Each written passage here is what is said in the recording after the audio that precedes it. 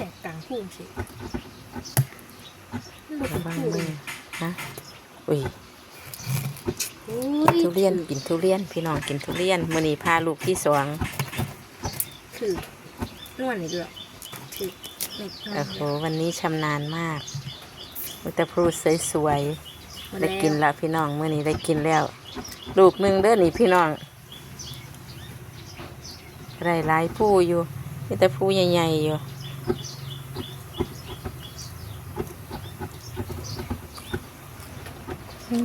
กำลังพ่อกินพี่น้องแซ่บอยู่มือนั้นอ่อนจังหน่อยมือนี้พ่อกินร้านมันกรอบอะไรนะกรอบนอกนุ่มใน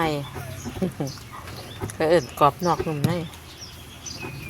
ก้มทางมือไหนพาได้งามมือนั้นเปียกเละมืด อันมาเป็นส่งเนาะ เปียกเละตุ่มเป๊ะ